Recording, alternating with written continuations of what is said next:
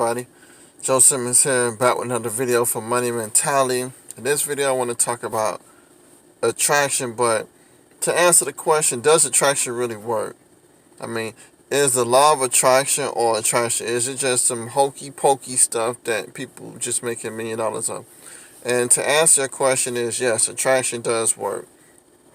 And to give you some context, attraction is just a way of getting what you want with half the time, with half the stress. So you might say, Joe, that's kind of vague. How would I really attract with just doing it half the time, half the stress?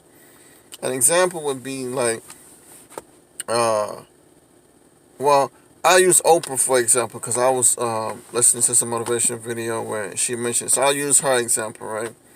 So Oprah said that, in the early 80s, she moved to Chicago. And as we all know, she became an anchor on the news and stuff like that. And she mentioned about how Quincy Jones saw her at a play or some type of performance that she had did in the early 80s. So she said she had read the book Color Purple. She was telling everybody about the book The Color Purple. She bought 10 copies for her closest family and friends, and she gave it out. And she also kept telling people that she was going to be in the movie The Color Purple. So she said one day she get a call about an audition and said, hey, we having this movie that we're shooting for. Are you interested in auditioning?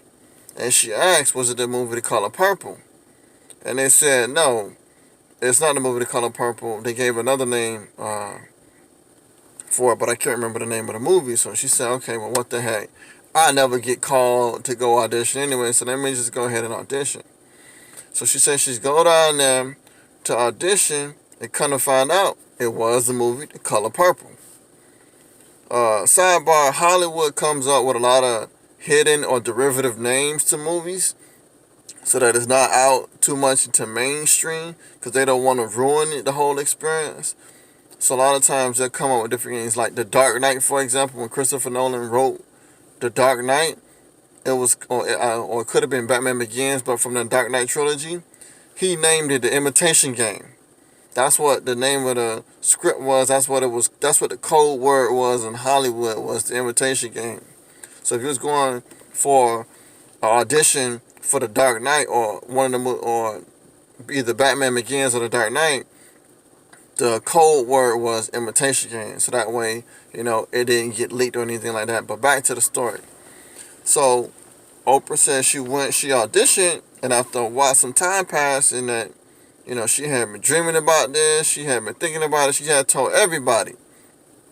And she was still waiting, and she didn't get a call back initially, so she figured, hey, you know what? Obviously, I didn't get it. So she said she went into this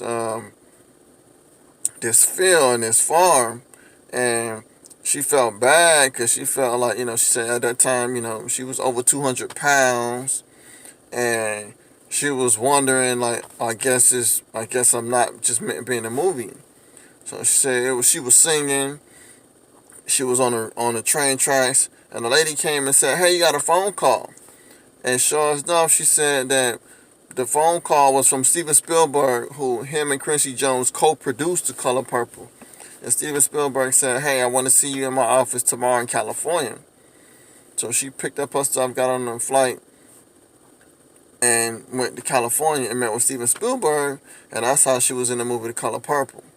So I don't want you guys to think, well, that's Oprah. That's easy for you to say, Don't look at where she is now. Look at where she was at that time in that story on how she was able to use the law of attraction, to get there. Like, I had used the law of attraction myself. I was unemployed for 2 years in Tampa. So when I moved to Palm Beach in 2012, and my girlfriend at the time, she told me, she said, hey, why don't you go to this, this career placement agency. So that's what I did. I went there, and they told me about this company. It was a financial services company. And I was attracted. I kept thinking about the company. I saw myself working at the company.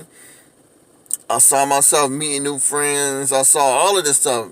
I was just attracting this unconsciously. So I went,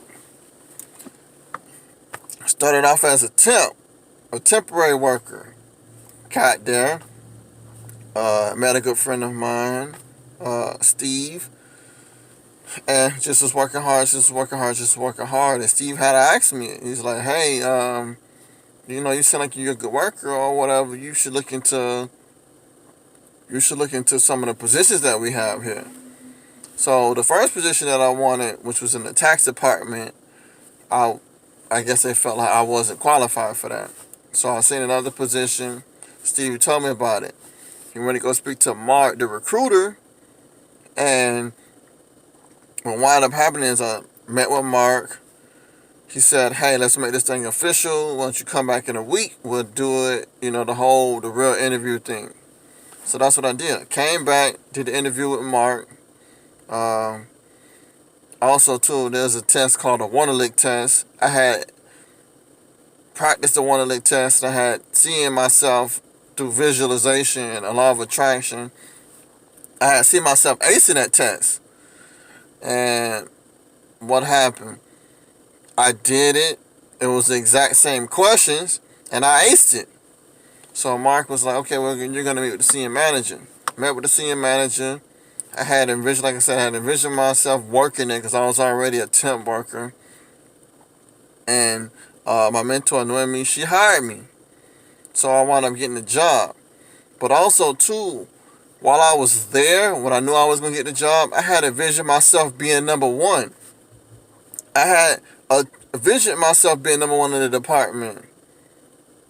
And that once I got there, I was going to, reign for a couple of years. And that's exactly what I did. Got in the department, slowly worked my way up, and became number one for a while. Now I'm a trainer and a performance coach in which I help people. But that's exactly how I was able to use the law of attraction. Matter of fact, one of the guys who's on our team, he's the number one producer on our team. He wanted to be number one. He's competitive just like me. He asked me. He said, "Hey, how do I become number one?" I said, "You really want to become number one?" He said, "Absolutely." I gave him the blueprint. He did exactly what I told him to do. And what happened? He became number one. He attracted that in his life. So just like Oprah, just like my story, and just like the quick story I just told of one of my proteges, we all had one thing in common. We all attracted whatever it was that we wanted into our careers. And you can do the same thing.